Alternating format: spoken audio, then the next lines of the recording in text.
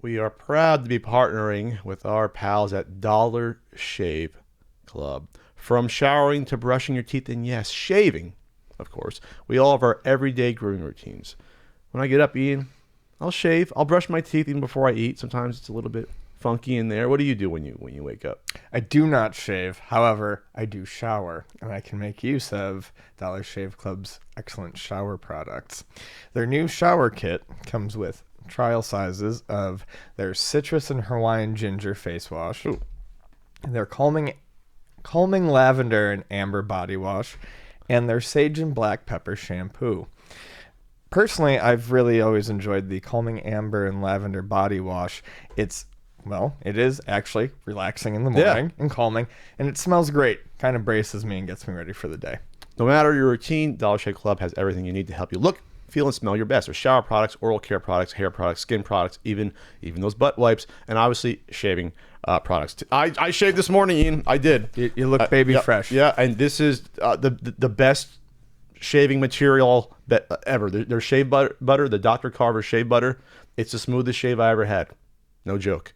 Better than regular shaving cream. And with their razor, it's a good combination, the executive razor. So right now, they're offering their shave, shower, and oral care starter sets for just $5 each. Ian was sent their shower starter set. This is the shave set with the shave butter, and of course their world famous executive razor, which is also good for on the go there. So yeah, they keep you stocked up on your products so you don't have to run out, and you can choose your delivery frequency. So you get what you need, how often you need it. The best part is, the more you buy, the more you save. They call it their handsome discount. Join the club with one of their starter sets for just $5. After that, the restock box ships regular sized products at a regular price. But get the exclusive $5 deal right now at dollarshaveclub.com/CU podcast. That's dollarshaveclub.com/CU podcast. And seriously, try out the shave butter. It's smooth. It's silky. No burn on me here. It's great. Ian, Pat, we got the press release for the AtGames Blast little all-in-one controllers. At least I do. I get the press releases for all this stuff. I'm on the AtGames mailer list somehow, even though I've never owned an AtGames device or said anything kind about AtGames on the podcast. Typically, the past 5 years we've been doing this. Not a lot to say nice about them. But they have this run now of they have a bunch of new all-in-one little consoles with a bunch of different games, just like the Retrobit generation, stuff like that, where it's a mishmash of Data East and Namco games and things like that. Made some Capcom games around it. But what caught my eye in particular were the all-in-one Blast little controllers that you hook up to a TV. Yes, with built-in games. Basically, looks like a 6-button Genesis controller. So the 6-button Genesis controller plug-and-plays have been around for a very long time. 15, 20 years almost? At least. Early 2000s? I remember going over to a friend's house before I moved to San Diego, and there being one of the NHL ones that was in had NHL 93, 94, 95. Oh my God. Genesis version. That's right. Yeah. Late 90s, early 2000s? Yeah. So, this form factor has existed for quite some time. And they've been in the joysticks before that, but the actual Genesis knockoff controller shell.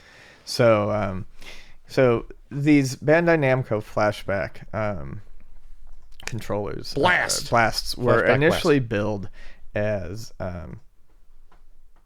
basically having they were shown to have the arcade versions of 8 popular Namco games on them, including Dig Dug, Pac-Man, Galaga. I believe Miss Pac-Man was on there. And they used the arcade gameplay box shots on all of them. And, they were trying to get people to, review them and cover them. So, AtGames had sent one out to someone to review, and actually it's my friend and yours, the immortal John Hancock, who's a fantastically friendly guy. And he had reviewed one and gave it a generally decent review. And that one did have the actual arcade ROMs on it. When the product was released in stores and people went to buy it, the boxes and packaging still had all of the arcade screenshots and stuff on the outside. However, when people were buying them, they found that they had the Nintendo Entertainment System ROMs versions. Well, the Walmart one was the exclusive because you got Pac-Mania on it as well. Okay. So it was a slightly different ROM set. So you truck out to Walmart to play that stellar game from the Pac-Man series, Pac-Mania, which there's a charm to it, but it's not really one of the highlights of the series. It's not amazing. However, yes, you basically it was a dupe, and that of course there's no fault to John Hancock in that at all. So that makes me very angry at AtGames for a couple of reasons. One, you are being shitty and shady to your customers, and two, that has the potential to hurt someone's credibility, because if people don't do the necessary research or look into it, they may think someone is recommending something or giving a good review to something, and it's two entirely different models, two entirely different make and models. Yeah, and then they have other ones. They have the Legends flashback, which has Space Invaders and Burger Time on it. And they're putting out a bunch of these because they're easy to do. They have an Atari one, which has the Atari games on there. The two different versions with the Ataris, even though they can fit 1,000 Atari games into one little controller. So these are between $20 and $30. They're $30 online at GameStop. They're probably a little cheaper at Walmart because they undercut everyone.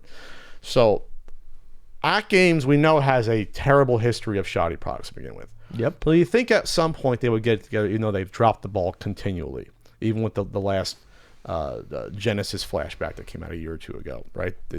So much so that now Sega themselves aren't using AtGames for their future Genesis Mini. Originally they announced it, and then they was quickly changed that they're not using them because Sega wants to cash in on the popularity of obviously the NES Classic and do like a proper Genesis Classic, but they don't trust what AtGames has been doing. So my question of questions is just, why would you ever even use NES ROMs when the arcade ones are available? In what world would you think that's a proper idea to do that? I don't know, but I have no idea. But what makes the matters worse is how AtGames replied. I mean, did you read about it? So this is crazy. So after people called them out on it, this is how it goes. AtGames responds, as fans of retro games were asking for an explanation. The early review version could not make it to production, even though it was anticipated it would. They did not elaborate on why. Then they continued. Next tweets. You never heard of companies multi-tracking product development? There have never been changes from earlier versions of products versus the retail release? It wrote to one user. So you're saying we custom made a special product in hopes of deceiving people because we thought no one would notice a difference like that? Oh, Jesus. I'm not sure I'm seeing how that makes sense versus the reality of a production change. You clearly don't wish to discuss things reasonably and don't wish for the company to help with whatever issue you might have. So I guess you'll just continue making one-sided accusations. So that was in response to the big video. MLPs. That was Mad Little Pixel, yeah, who picked up the Walmart version with the NES ROMs. So it says in a later version it'll replace the home console versions with arcade versions, but then in the process, AtGames Twitter started blocking a bunch of people, including another YouTube reviewer. What YouTube reviewer was that? Said that they were only blocking people who had crossed the line into harassment. I'm sure there were some people who were being harassing, but then they clarified that harassment was repeated use of the word scam and other words like it. Is it a scam if it's false advertising putting arcade ROMs on a box? I think the marketing department probably doesn't know what the production team is doing. You know what I mean? They just said, make us a box. You know what I mean? Like, I wouldn't put that on whoever actually was in Photoshop designing the box. They don't know that there's two different sets of ROMs. I'm sure there's people in the company that found out, they were bewildered that they used two separate sets of ROMs for the same product. Like, I'm sure there was at least 4 different sets of massive miscommunication. But that's the problem, though. But it does not it does not excuse what happened. Like I said, there are people's reputations on the line here. Where is the quality control? Before this shipped out, no one got one of these at AtGames and said, what the fuck? Why are these not the arcade ROMs? Shut it down? Maybe because no one knows that.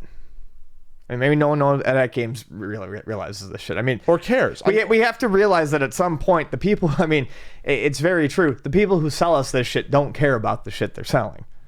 And that's the problem. And that's why AtGames has the reputation they have, obviously. Yes. The quality has never been really at the forefront. So it doesn't make sense for them to be purposely deceitful. It wouldn't have cost them less money.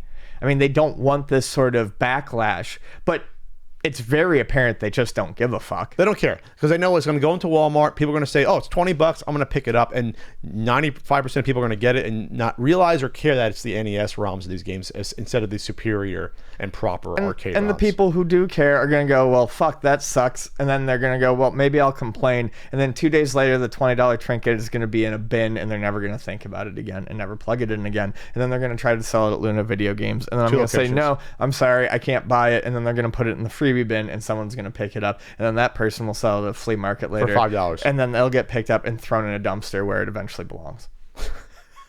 And that is the life cycle of the AtGames product. Right? It is. It absolutely is. That's how it goes. I mean, I hear that some people are somewhat impressed with some of the later Genesis ones, but I guess that's just, the bar's so low. Gotta love a good game of yawning Triceratops. Triceratops.